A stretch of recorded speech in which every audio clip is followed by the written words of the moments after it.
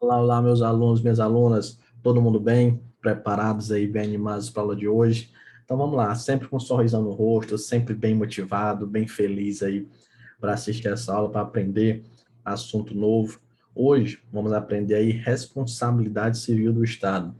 É um assunto pequeno, mas com muitas questões em prova, e é um assunto interessante, porque muitas vezes, por exemplo, poderes administrativo, atos, são questões mais diretas. Tem também questões interpretativas, mas a maioria das questões são questões diretas. Como assim? Traz um caso concreto, você aplica ali qual o poder administrativo que está se referindo, qual o conceito ali de atos, de atributos. Já a responsabilidade civil do Estado, muitas vezes, traz uma interpretação. Você tem que entender o que está acontecendo ali, naquele caso concreto, para aplicar e saber qual teoria que vai ser utilizada. Beleza? Então, professor, vamos lá introduzir isso daí. Responsabilidade civil do Estado, o que significa? Isso aqui são situações em que o Estado vai ter que indenizar, vai ter que ser responsabilizado perante aí terceiros. A gente trabalha sempre com a supremacia, né, do interesse público, que o Estado manda, a pessoa obedece e tal. Só que tem situações que o Estado vai ter que pagar. Quando?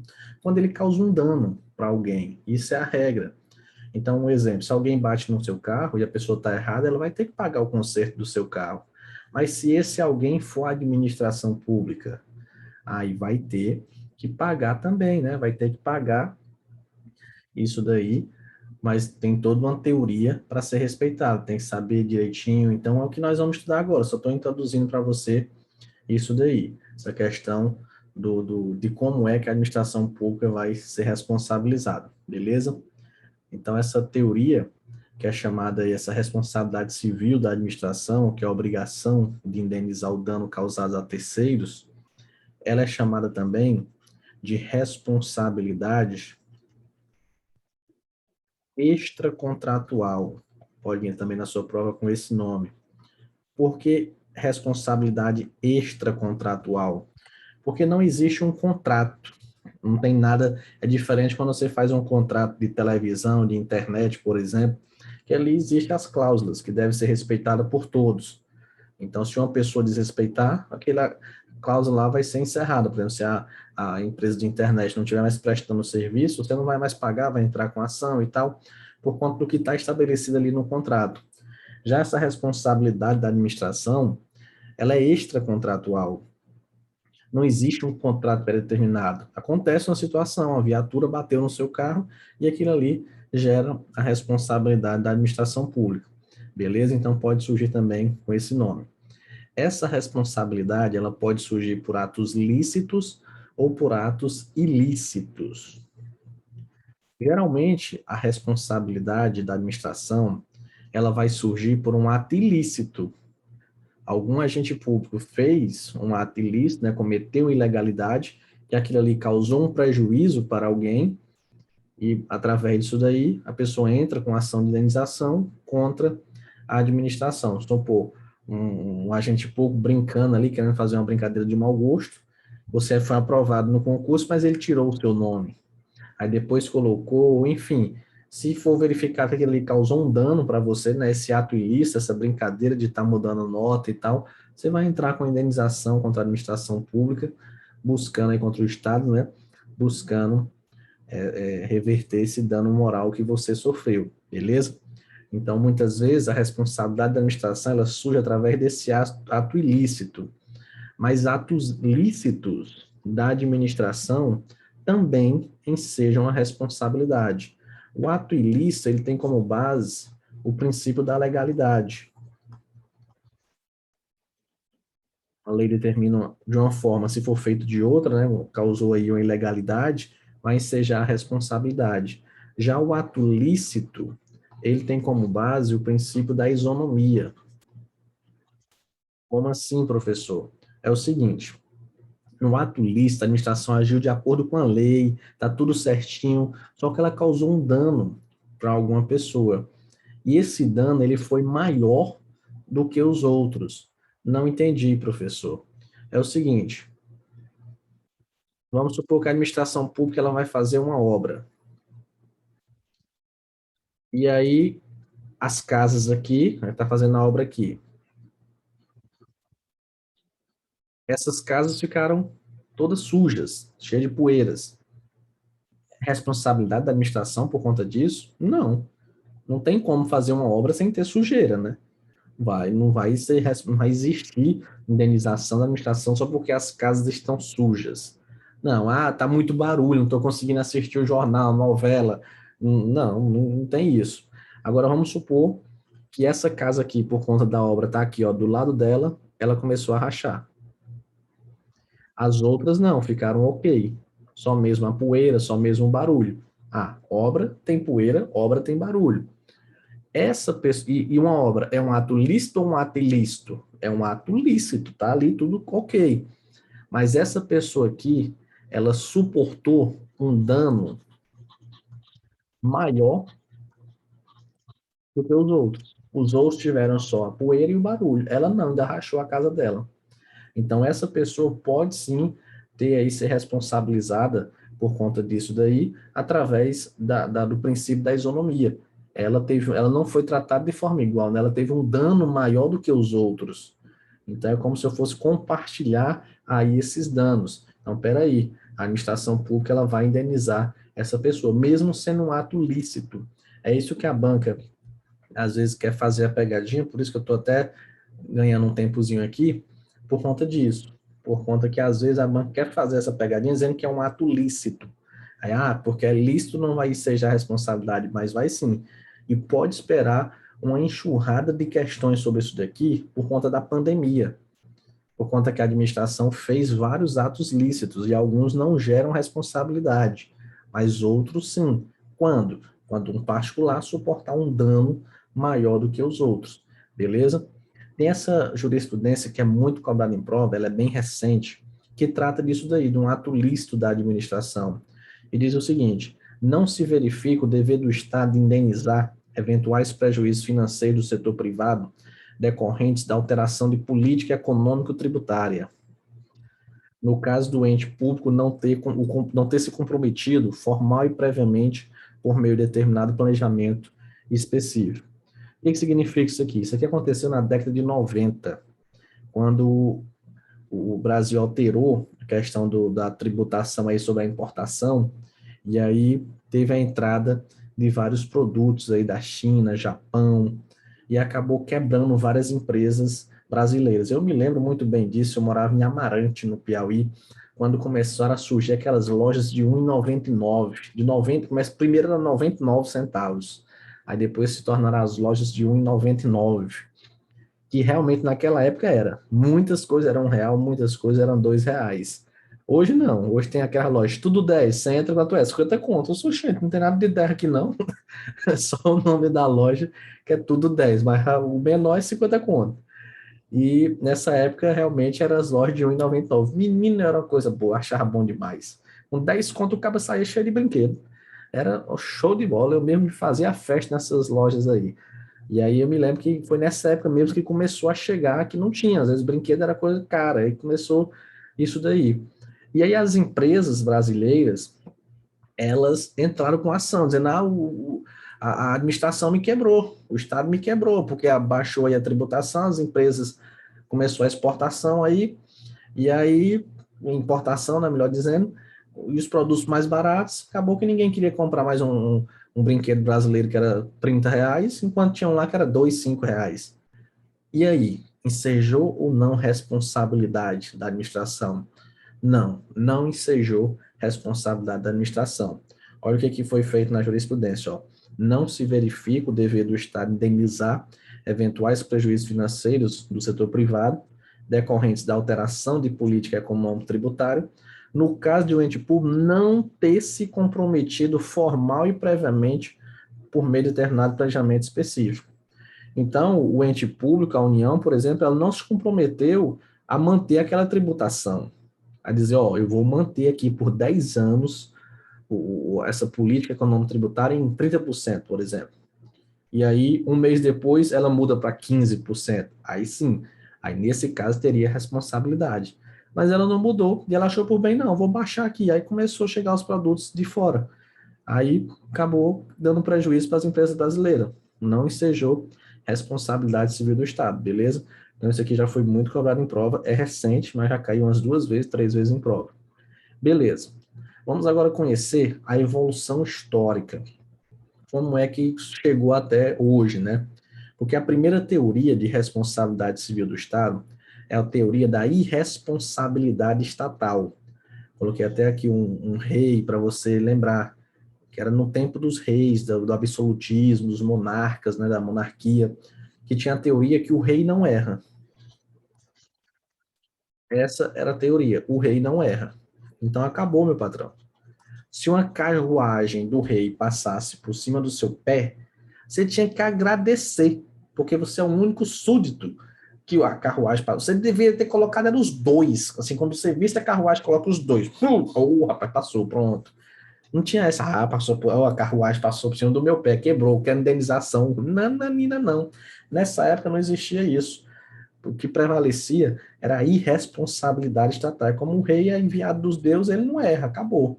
Só que aí surgiu um caso muito emblemático na França, que foi uma criança que foi atropelada por um trem, aí ficaram, aí quer dizer que o Estado não vai pagar nada? Quer dizer que vai acontecer isso daí, vai ficar por isso mesmo?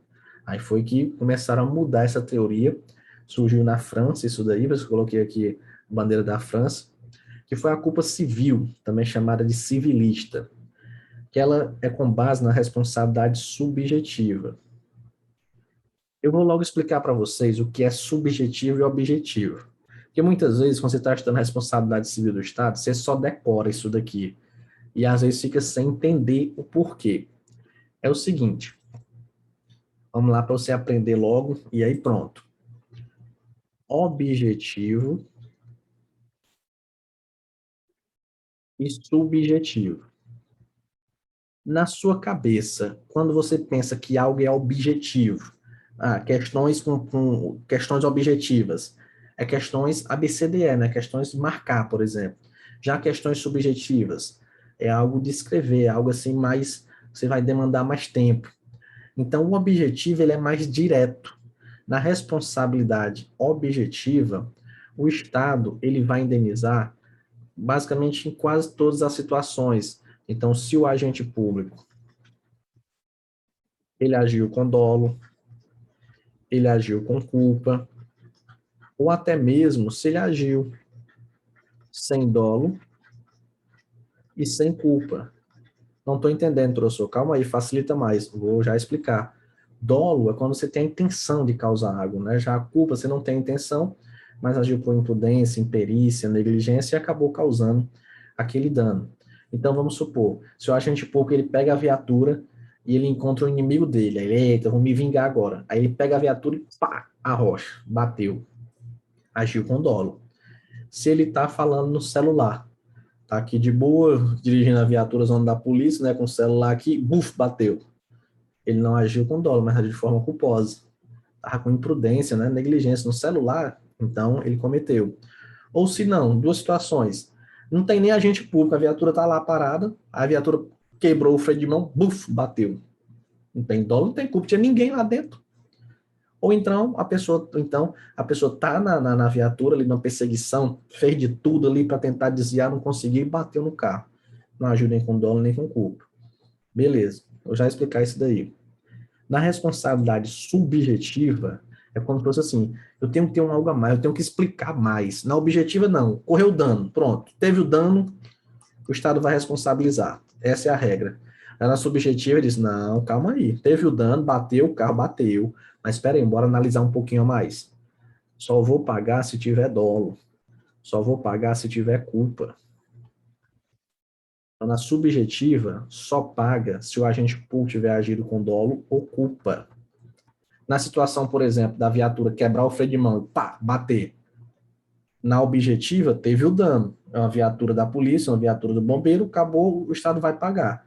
Já na teoria da responsabilidade subjetiva, não. Vai dizer, tudo bem, teve o dano, mas cadê o algo a mais? Cadê o meu agente público? Agiu com dolo? Não. Agiu com culpa? Não, nem teve. Foi a viatura que quebrou o freio, bateu, acabou. Então, esse exemplo da viatura acabar o freio, por exemplo, na objetiva, na teoria da responsabilidade objetiva, como ela é bem direta, sim, o Estado vai pagar. Vai pagar sim, porque ele paga, mesmo que o agente público tenha agido com dolo, com culpa, ou sem dolo e sem culpa. Já na subjetiva, não. Porque na subjetiva, é como se eu tivesse que explicar um pouquinho, né? Então, na responsabilidade subjetiva, o Estado só vai pagar quando o dano é causado por uma conduta dolosa ou culposa do agente público, beleza?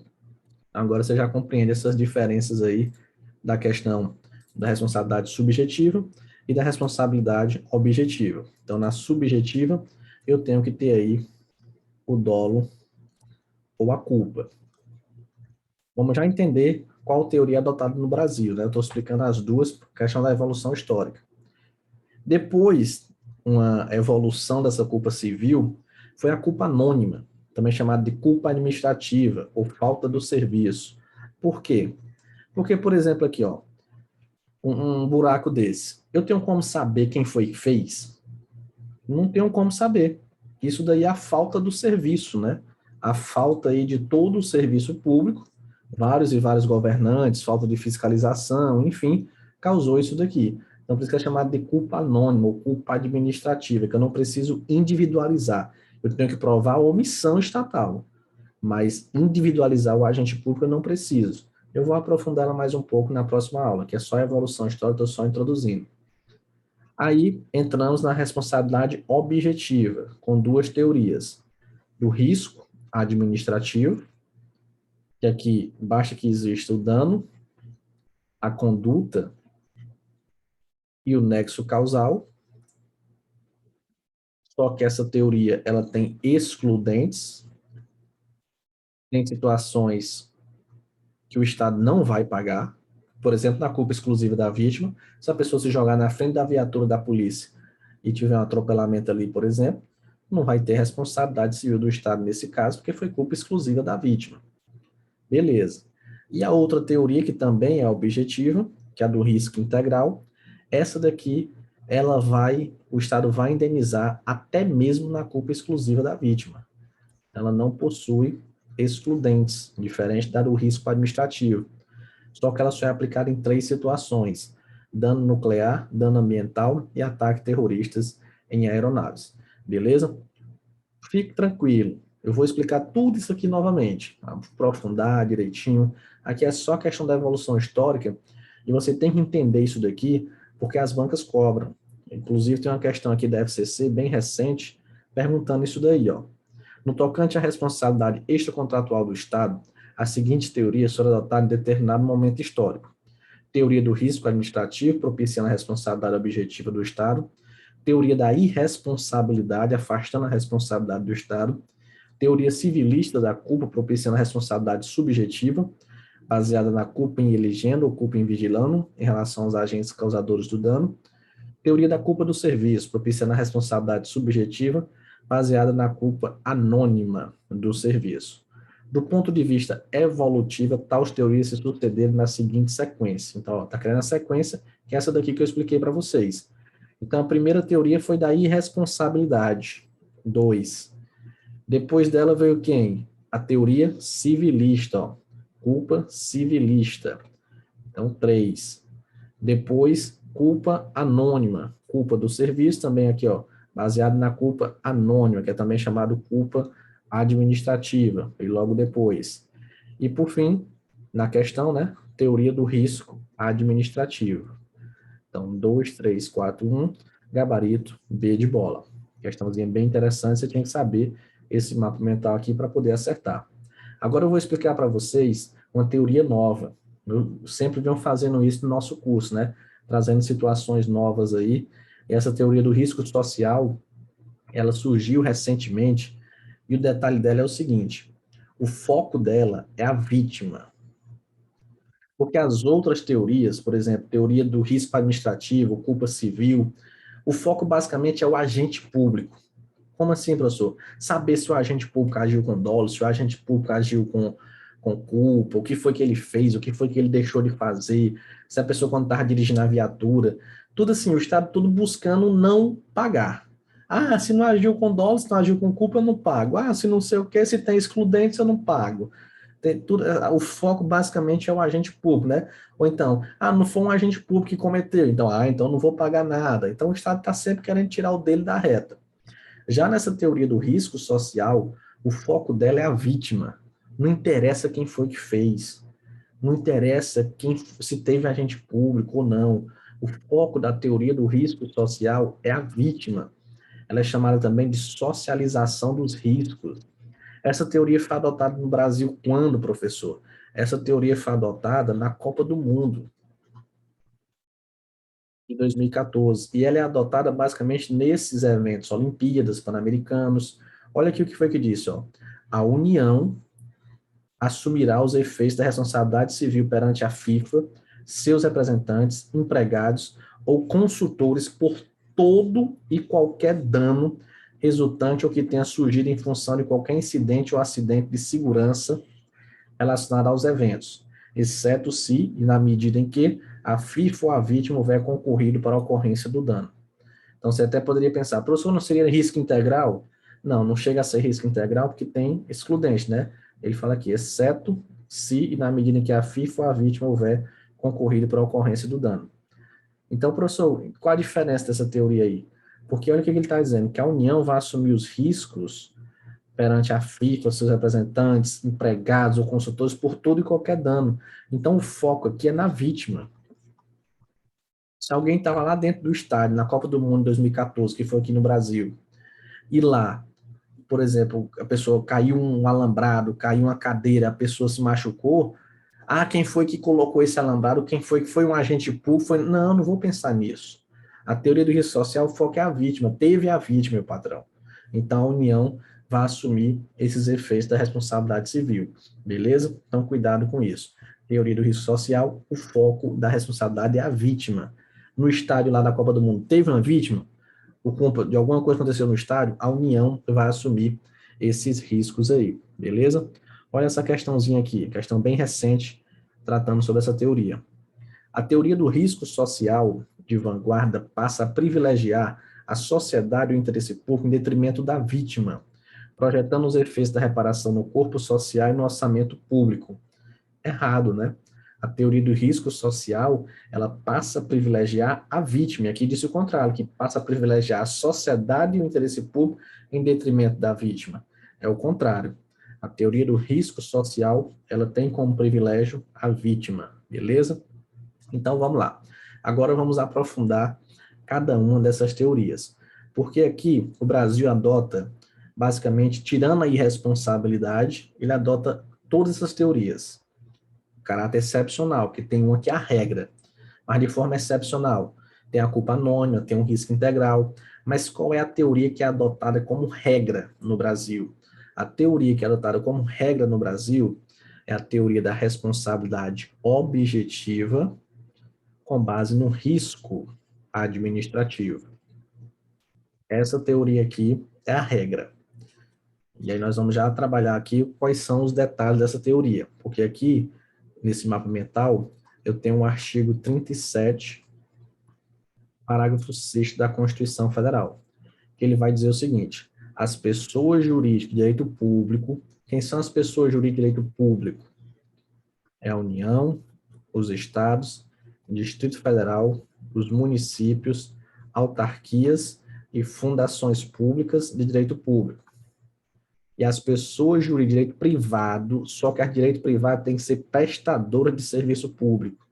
Então, entra aqui sociedade de economia mista, empresa pública, fundação pública de direito privado, desde que seja prestador de serviço público, e os concessionários e permissionários de serviço público.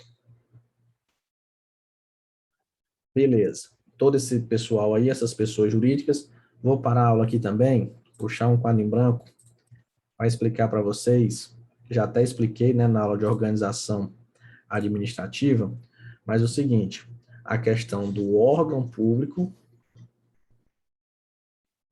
e da pessoa jurídica.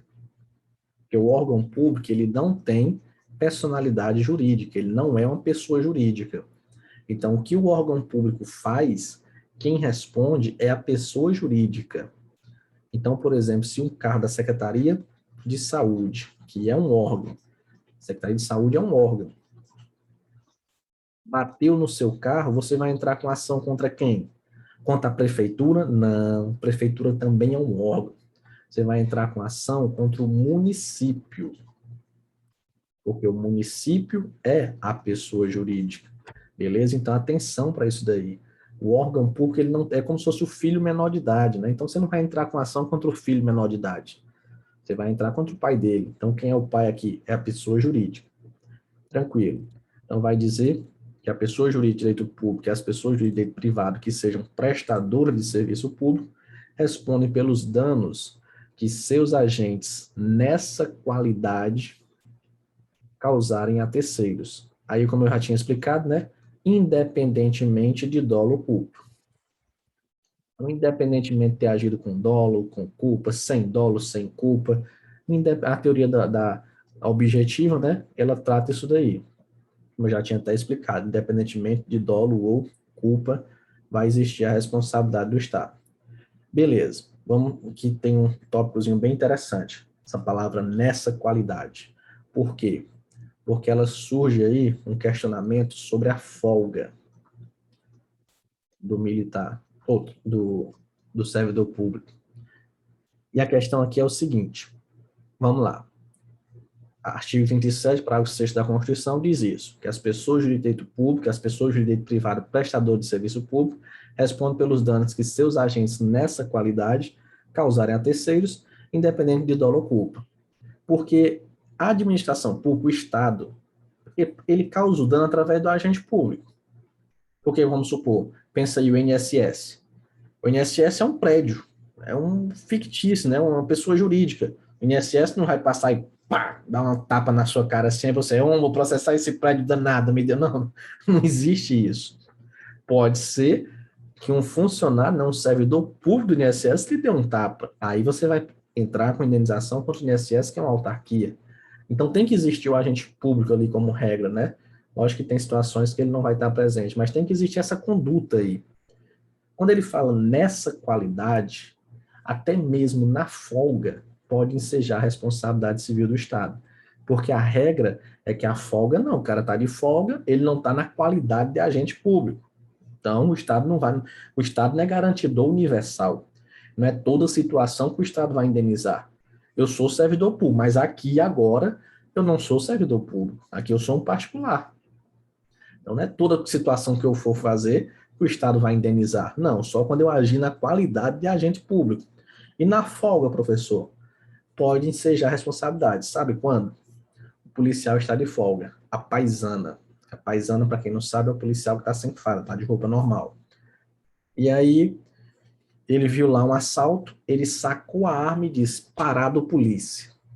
Quando ele diz parado polícia, é como se ele tivesse mofado, igual os Power Rangers. E ele virou o Estado. O que ele fizer ali, enseja a responsabilidade civil do Estado. Porque ele tá de folga, tá sem farda, mas ele está agindo na qualidade de agente público. É todo mundo que pode sacar arma e dizer parado polícia? Não, é só um policial que pode fazer isso. Então ele está agindo ali na qualidade de agente público. Então o que aquele policial fizer pode ensejar a responsabilidade civil do Estado. Agora, se o cara está na folga dele em casa, brigando com o vizinho, alguma coisa do tipo, aí o Estado, ó, não tem nada a ver com isso, meu patrão. Ele está brigando aí, não está agindo na qualidade de agente público, beleza? Então, cuidado com isso.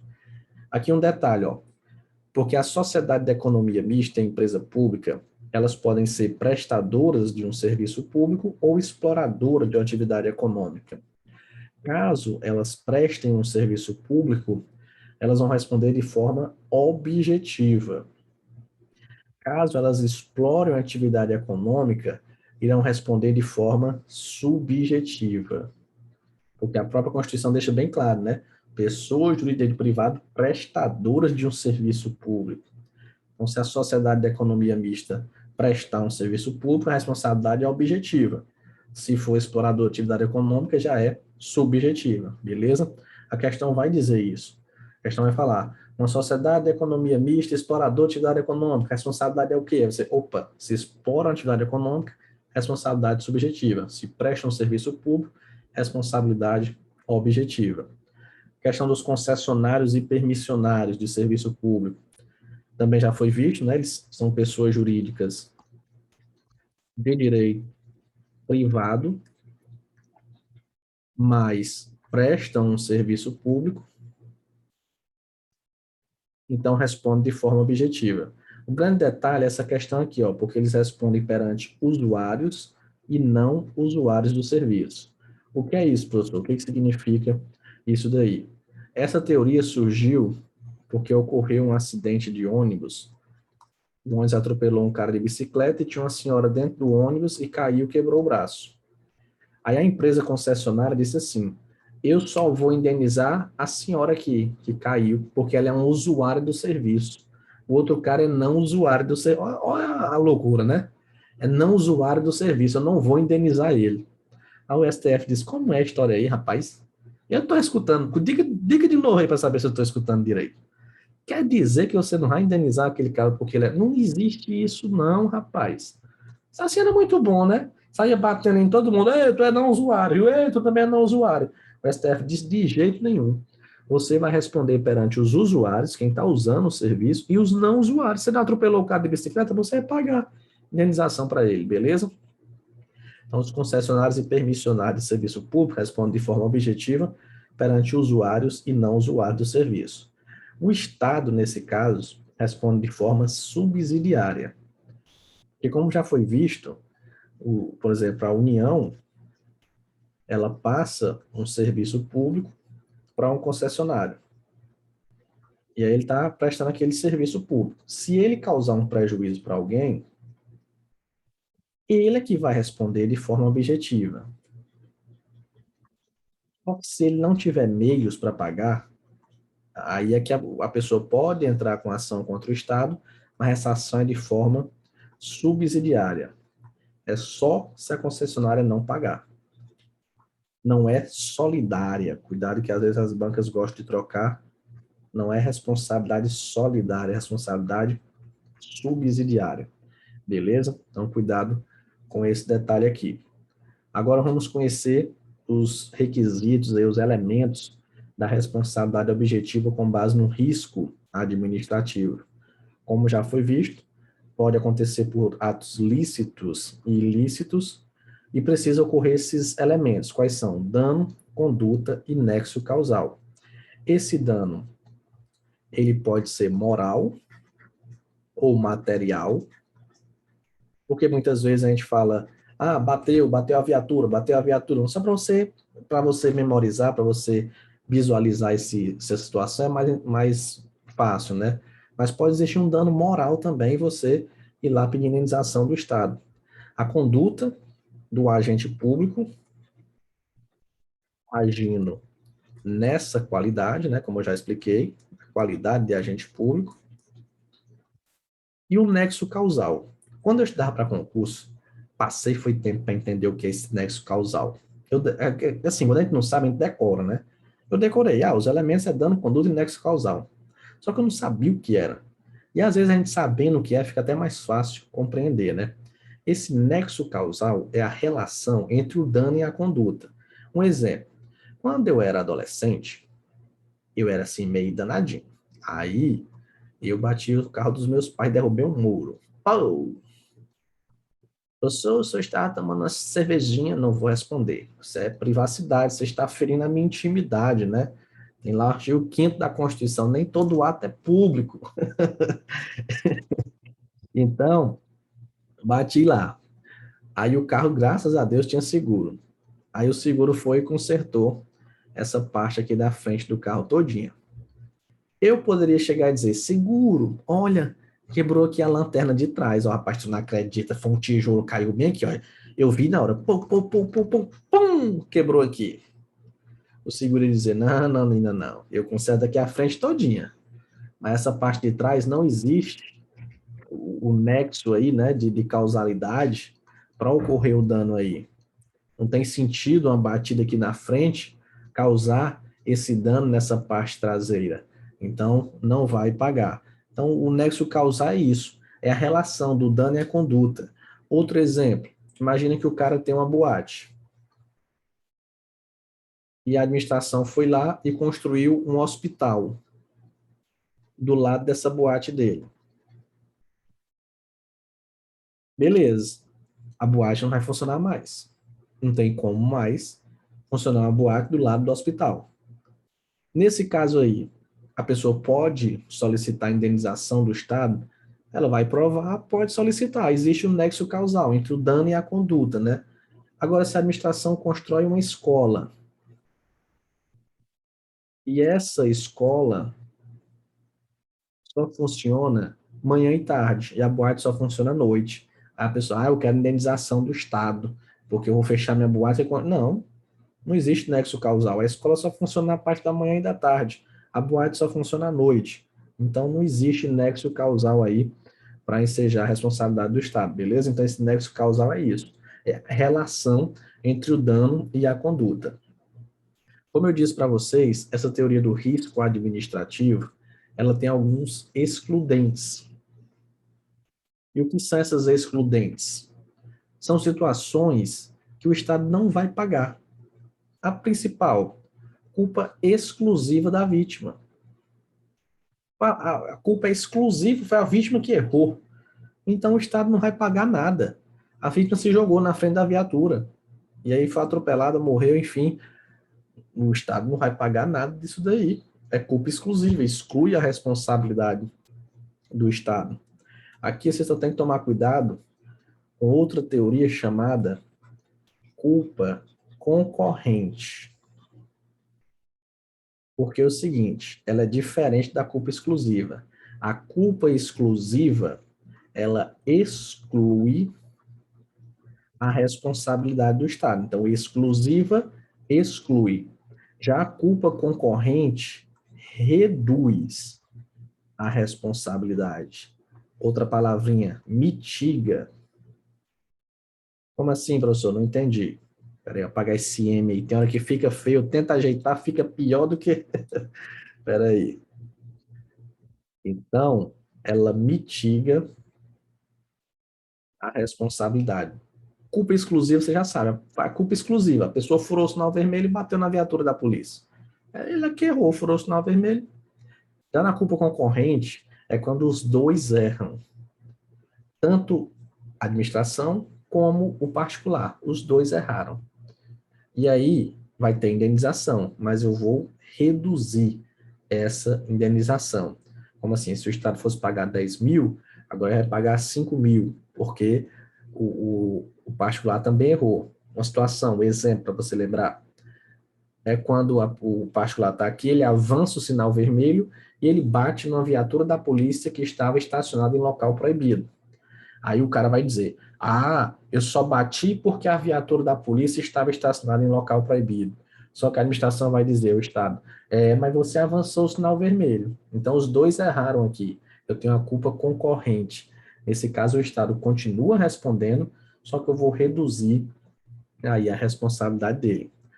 Outra situação é caso fortuito e força maior. São tratados aí quase como sinônimos, né? Tem algumas teorias que querem dividir e tal, mas para efeitos de prova é tratado quase como sinônimos. O exemplo principal aqui do caso fortuito e da força maior é, por exemplo, um carro que está no pátio da PRF e cai um raio em cima dele. Aí a pessoa, o meu carro estava lá no pátio da PRF e caiu um raio em cima dele. Quer indenização do Estado? Não, esse é um caso fortuito. Tem como prever que ia cair um raio no seu carro ali. Mas o meu carro só estava lá, só caiu o raio lá porque meu carro estava lá. Sim, ele estava lá por algum motivo. Ele foi apreendido, né, foi removido por algum motivo. Então, você errou também. Nesse caso, não vai ter indenização do Estado, não. Essa questão cai sempre. Às vezes, até em concurso da PRF, é cobrado, eles fazem essa associação, né, o carro no pátio lá da PRF, cai um raio, se o Estado vai indenizar, não. Outra situação também, que entra aqui até na quebra do nexo causal. Porque é o seguinte, muitas vezes, as provas falam assim, quais são as excludentes, né? E é bom você memorizar. Mas a excludente é quando quebra o nexo causal. Quebrou o nexo causal, é excludente. Então, quebra do nexo causal. Um exemplo dessa quebra do nexo causal, ato de terceiros. Como assim, professor? Está lá na multidão e uma terceira pessoa quebrou o seu carro. Aí você, quer indenização do Estado. Não, está lá dizendo, não foi eu. Tinha policial lá, mas Não tinha como a gente controlar todos os manifestantes. O cara passou e quebrou seu carro. Então, o ato de terceiros, né, uma terceira pessoa foi que causou aquele dano, também é uma excludente, porque quebra o nexo causal. Não existe. Existiu o dano, que foi o carro quebrado. Mas teve a conduta do agente público? Não. Então, não teve um nexo causal, a relação entre o dano e a conduta, beleza? Então, situação bem interessante aqui. Tem, você imaginar o tanto de questão que tem só nesse quadro aí, o que eu copiei, são muitas mesmo. Observe essa questão aqui, ó. João, técnico judiciário do Tribunal de Justiça do Ceará, no exercício de suas funções, praticou por negligência ato ilícito que causou dano a Maria, parte de determinado processo judicial. Maria buscou atendimento da Defensoria Pública e ajuizou a ação indenizatória, em cujo curso restou comprovado a culpa concorrente entre a particular e o agente público. No caso narrado, o pleito de Maria deve ser julgado. Então, foi feito lá, no processo disse que era culpa concorrente dos dois. O pleito dela deve ser julgado improcedente, porque a autora da ação concorreu para o evento danoso, fato que exclui a responsabilidade civil do Estado? Não, não exclui a responsabilidade civil estatal. Improcedente, porque o agente público não agiu de forma dolosa ou com má-fé, fato que exclui a responsabilidade civil estatal? De jeito nenhum. Não exclui, porque a regra é a teoria objetiva, né? Então, não interessa se agiu de forma dolosa ou culposa. Procedente, incidir na responsabilidade civil objetiva, havendo redução do valor indenizatório a ser pago pelo Estado em razão da culpa concorrente. Show de bola. D. Procedente, incidir na responsabilidade civil subjetiva do Estado do Ceará, devendo o valor indenizatório ser fixado de acordo com o princípio da proporcionalidade. Na questão se seria objetiva ou subjetiva, vou já antecipar assuntos aí das próximas aulas, a responsabilidade ela é subjetiva nos casos de omissão estatal. A regra é essa, quando o Estado é omisso. Nessa questão, em nenhum momento falou que o agente público foi omisso. Pelo contrário, falou que ele fez, né? O João, no exercício de suas funções, por negligência, um ato ilícito causou dano a Maria.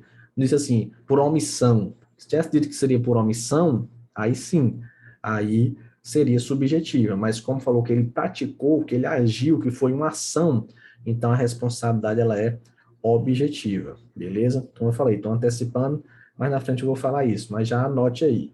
Nos casos de omissão estatal, responsabilidade subjetiva.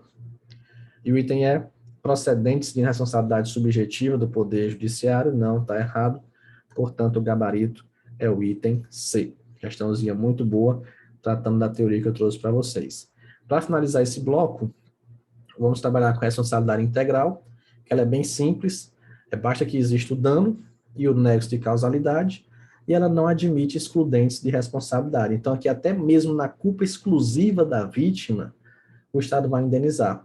Só que é nessas três situações que é adotado a responsabilidade integral. Danos nucleares, danos ambientais e ataques terroristas em aeronaves. Nessas três situações é que eu vou aplicar a responsabilidade integral. Um exemplo aqui de dano nuclear ocorreu no estado do Goiás. Uns catadores de lixo, umas crianças, se não me engano, foram lá, pularam o muro de uma clínica e pegaram um elemento radioativo, o Césio-137. Muito brilhoso, aquela coisa toda, acabou, ninguém sabia o que era, ficaram vendendo, muita gente passou no corpo achando que ficou brilho, né, uma coisa do tipo. Depois de muito tempo, causou um prejuízo lá, foi mesmo uma catástrofe lá, porque até hoje tem problemas, tem pessoas que nascem lá com alguns problemas em relação a isso daí. Você imagina, material radioativo, ninguém sabe o que é, foi passando de casa em casa, pessoas passando no corpo, e aí depois foi que veio aí vários problemas. Então, entraram com ação contra o Estado, né? Aí o Estado foi dizer, não, é culpa exclusiva da vítima, foram as pessoas que foram lá na clínica, roubaram o material, não tem nada a ver, culpa exclusiva. Só que o STF disse, ô Estado do Goiás, tu não assistiu às aulas do professor Soares, não, isso é um dano nuclear, não faça eu perder meu tempo, não, dano nuclear, não tem excludente, não, é risco integral, você vai pagar sim. O STF foi e obrigou o Estado a indenizar as pessoas, porque mesmo na culpa exclusiva, se tratava de um dano nuclear, então tinha que fazer essa indenização, da mesma forma se fosse um dano ambiental ou um ataque terrorista em aeronaves. Olha aí essa questão aqui. A responsabilidade civil do Estado em relação aos danos decorrentes de atividades nucleares de qualquer natureza independe da existência de culpa, beleza, porque até na culpa exclusiva vai ser feita a indenização, a responsabilidade do Estado. Tendo sido adotada nesse sentido, a teoria do risco integral, ok, corretíssimo. Com isso, a gente finaliza essa primeira parte da nossa aula, muitas informações, então vá anotando tudo, essa parte aí da responsabilidade objetiva, da evolução, concessionário, permissionário, sociedade de economia mista. Aguardo vocês na próxima aula. Valeu, forte abraço a todos.